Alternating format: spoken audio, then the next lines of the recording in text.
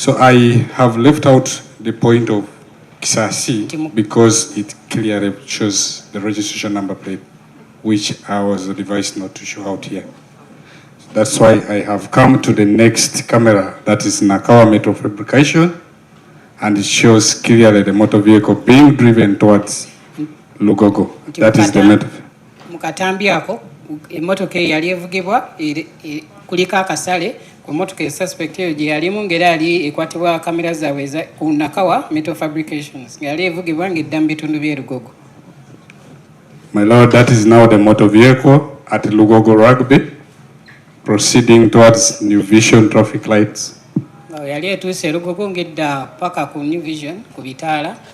As you can see there, my lord, the vehicle proceeds towards Electoral Commission. Yali egenda mu bitundu by'e Electoral Commission. From Electoral Commission, it comes to Daily Monitor Junction. Awo ng'etuuse ku junction ya Daily Monitor. It proceeds now towards Chibuli. Ng'egenda mu bitundu by'e Chibuli.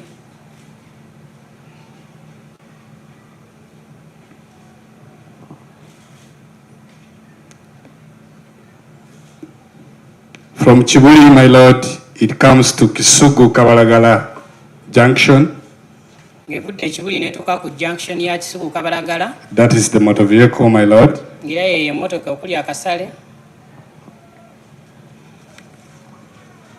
There it's now heading towards Kabalagala Junction. From Kabalagala Junction, I again see it at Heritage Junction, Kansanga. That is the motor vehicle, my lord.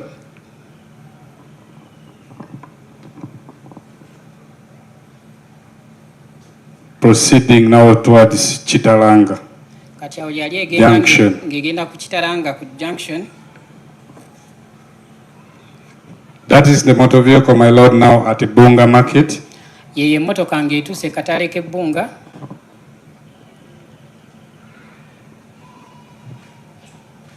It proceeds towards Gava Trading Center. As you see the camera named Gava National Water at the junction. Clearly captured it.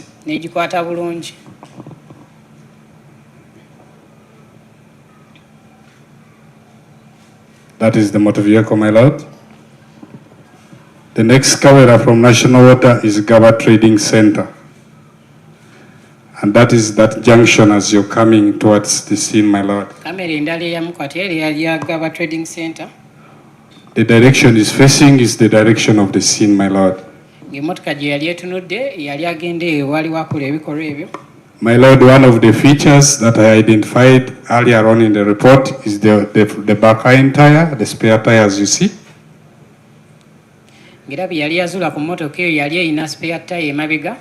My lord, from there, the next camera that sees this motor vehicle is a private camera at Renewal Circle. The activities I earlier on took you through are all clearly seen here, my lord. Can you rewind a bit to see how it comes to renewal?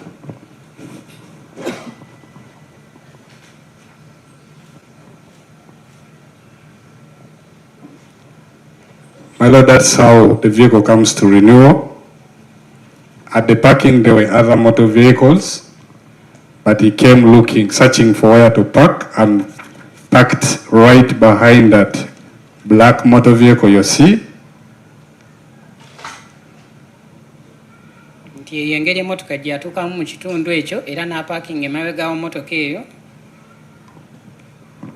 Play on.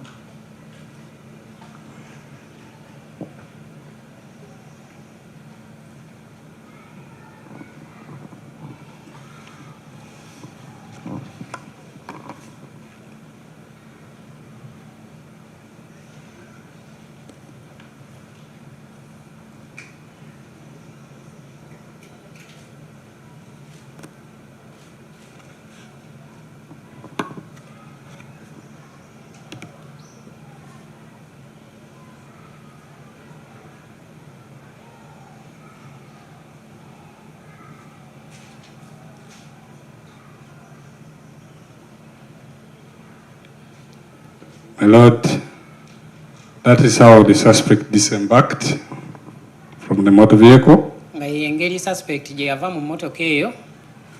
He closed, as I was earlier on explaining, and confirmed whether it was properly closed. Can you play it again? That particular activity?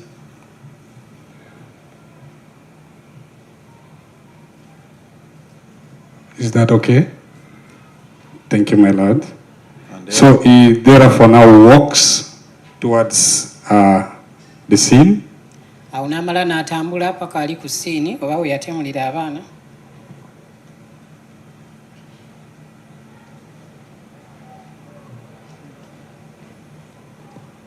My Lord, he finished about 12 minutes from there. Ng'era kyamutwalira eddakiika nga 12.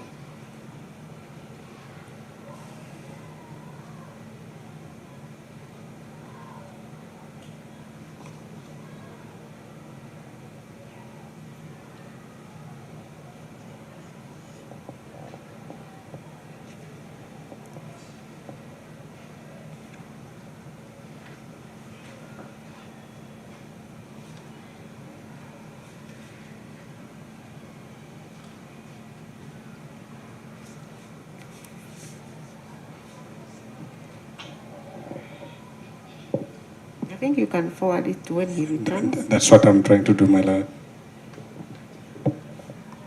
Is there returning, my Lord? As I earlier on talked about checking on the tire right at the co-driver's side, on the left-hand side. That is the activity there. He checked it.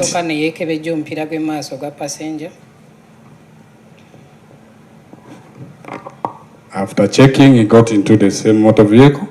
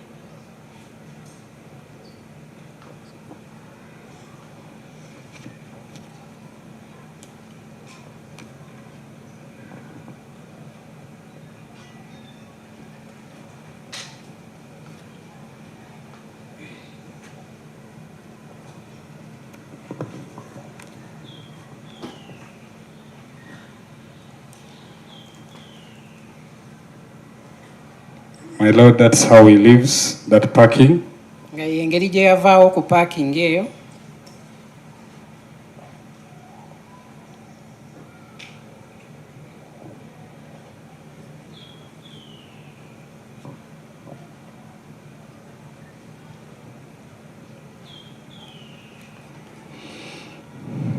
may have to forward to the next camera if it takes longer. There, my Lord, he has left that parking.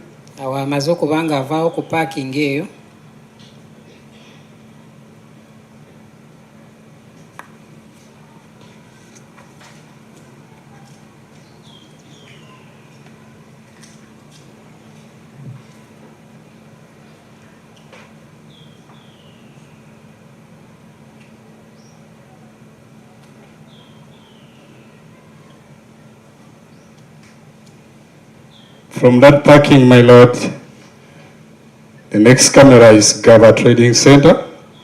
It sees the same vehicle joining the Gaba Road from a minor road. My Lord, it means he didn't come back through this junction. He used a shortcut and joined this Gaba Road through a minor road.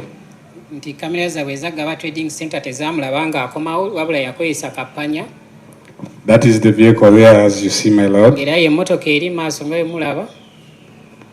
Then it proceeds now to the same route used now here, awo nekoyesera ekkubo erimu lye yabadde the akozesezza camera of Gaba National Water, nga ye kamera ya Gaba National Water proceeds to Bunga Market. ng'egenda ku katale k'ebbunga. As you may see, that is Oryx on your left. That is the vehicle proceeding, my lord. Era ye emmotoka eyeeyongerayo. Now, this is where I show, in this footage, it shows the branch of point to a dark spot. This is the camera named Gawa Shell at 12:31, as I earlier on said, my lord. Ng'era eyo kamera eya Shell eyeggaba eyakwata emmotoka eyo ku ssaawa 6:31. Between that camera and the next camera is a distance of about 500 meters, my lord. Nti wakati wa kamera eyo n'eyaddamu okumukwata waliwo distance ya meters nga 5. Now, from that dark spot, my lord, you see that vehicle getting back to this Gaba Road at 14:19, as I earlier on said. Awo neddamu nerabwa ku luguudo lw'Egaba Road ku ssaawa 8:19. From 12:31, you see it again at 14:19. It returns to the road and drives through towards the direction of Kansanga. Ng'era yali evuga ng'egenda mu bitundu by'e Kansanga. You see it at Kabalagala Chitalanga Junction. N'ogiraba ku Kabalagala Kitalanga Junction. It is here at Heritage Junction, Kansanga. Neddamu neraba ku Heritage Junction e Kansanga.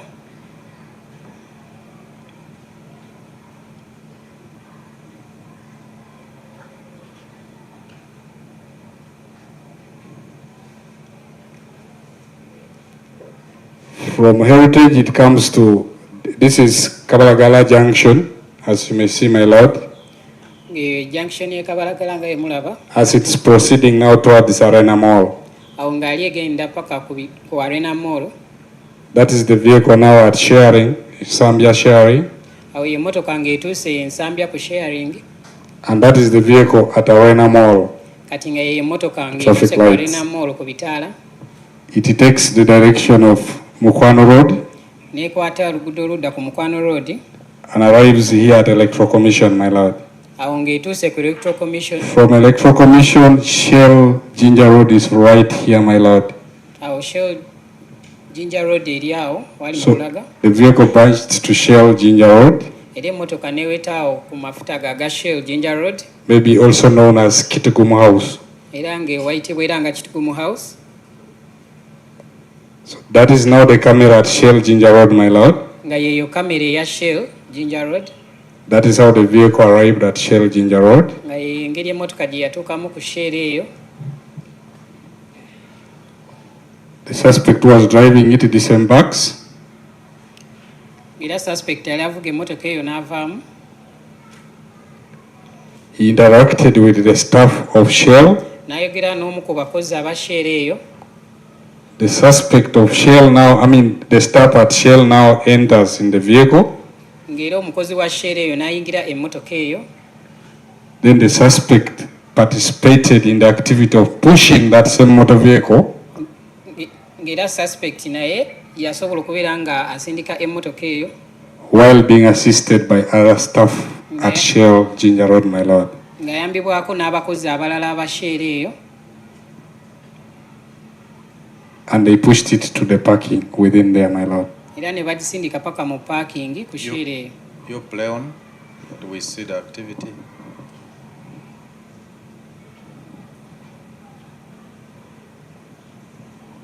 That is the suspect you're seeing, my lord. Yoyo suspect gwe mulaba.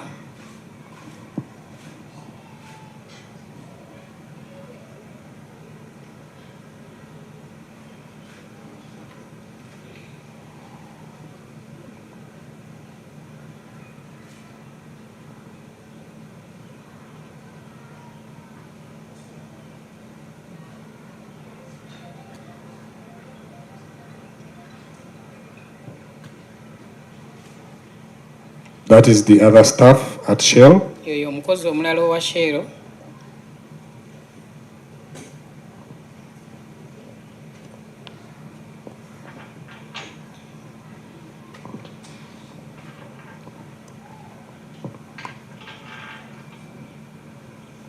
Another staff joined. Omukozi omulala n'abeegattako.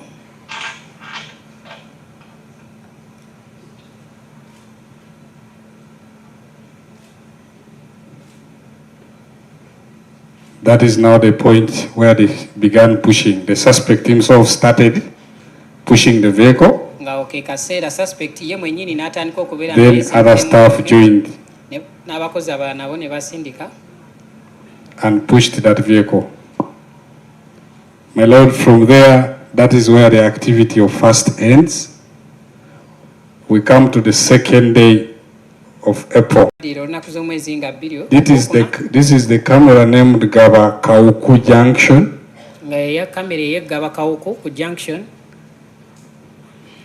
It shows this suspect emerging from the Nanjala Road somewhere here, my Lord.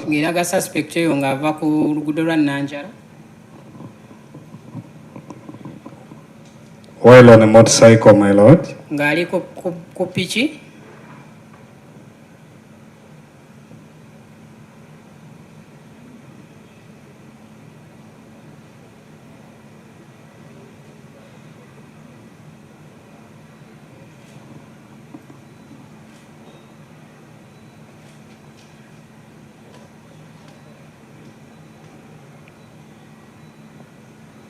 This is where I sighted him, my Lord, on this camera. After identifying the dressing code. After his arrest, my Lord.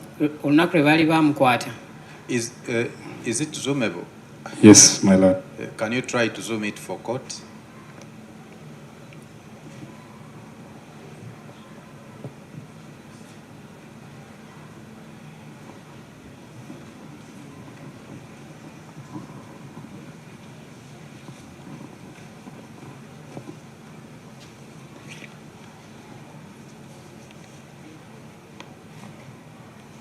So at that point, my Lord, you see the suspect with the backpack,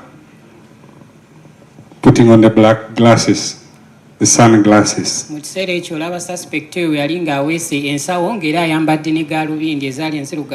This camera is installed at Gaba Bypass Road. As you're coming towards Wentz Medical Center. It's about 1 kilometer from the scene of incident, my Lord.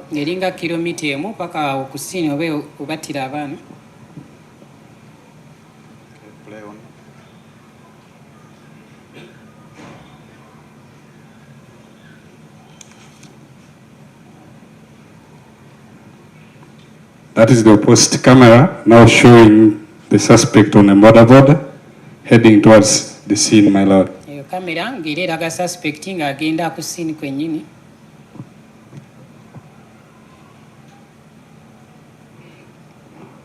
From there, my Lord, it was at 10:16. The next activity you see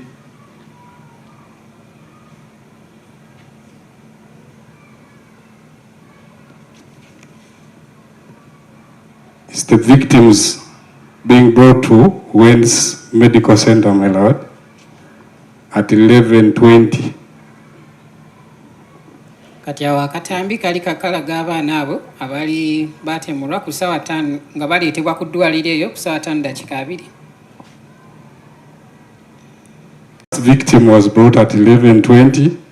Era victim yasooka yaleetebwa ku ssaawa 5:2. Second victim was at 11:22. Nga victim omulala owookubiri wali wamaze okuyitawo eddakiika 2. Then the third victim was at 11:24. Omulala yali bamuleeta ku ssaawa 5:24. My Lord, that is the first victim as you see here. Nga yoyo victim asooka nga bamuleese.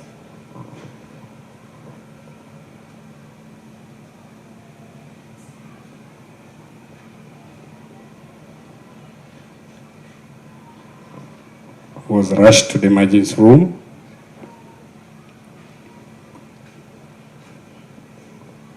The spare person returns. One was carrying the first victim.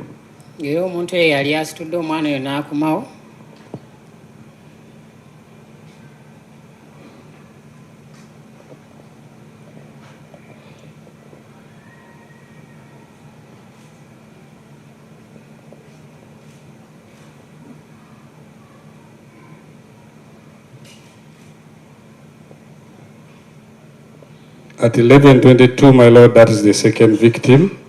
Ku ssaawa 5:22 ne baleeta victim omulala oba omwana omulala.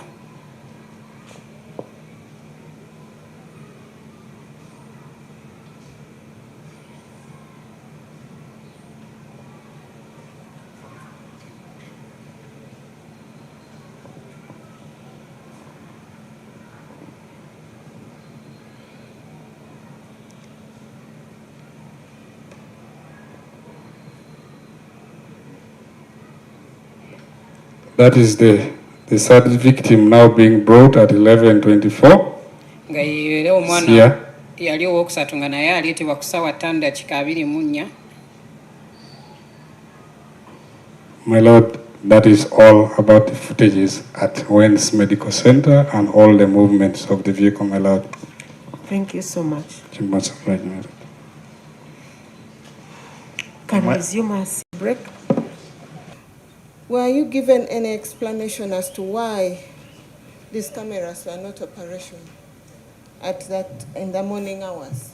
My lord, since I interacted with the system myself, I established there was a power breakout at that time.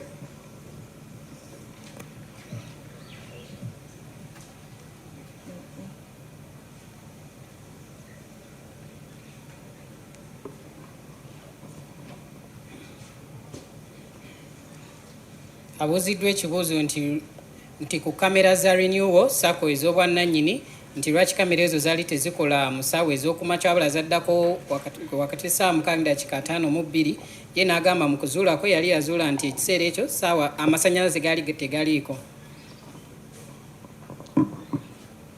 And are you aware that was the time that the alleged incidents occurred? Yes, my lord.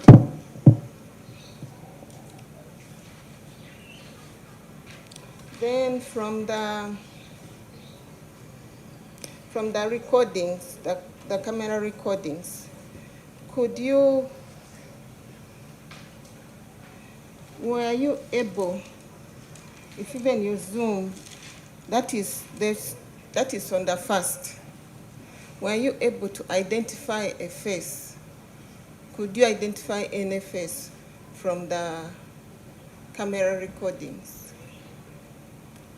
Which camera recordings is specific? The one from first, throughout, from the time the vehicle was moving, Toto Chibuli, all throughout on first. I think the question is, were you able to identify the face of the person that was driving that vehicle? That vehicle. From the cameras at Renewal Circle and at Shell, I was able to identify you.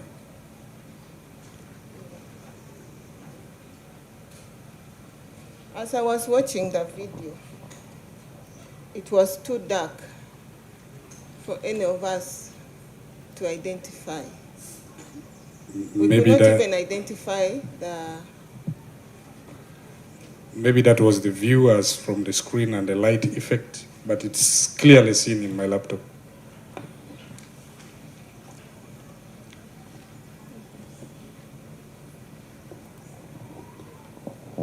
Mr. Mwaganya, do your colleagues have a copy of the flash? Do they have a copy of the flash? No, my lord. I think you need to give them a copy.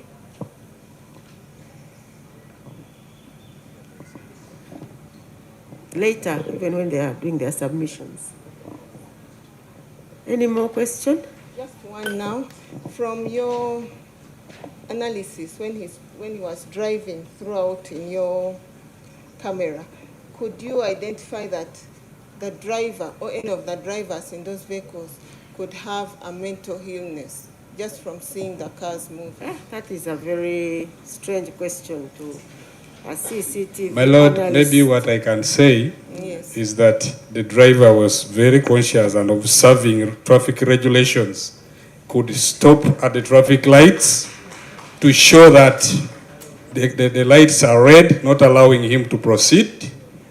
And once they go green, he was able to proceed and he could not knock anyone on the way.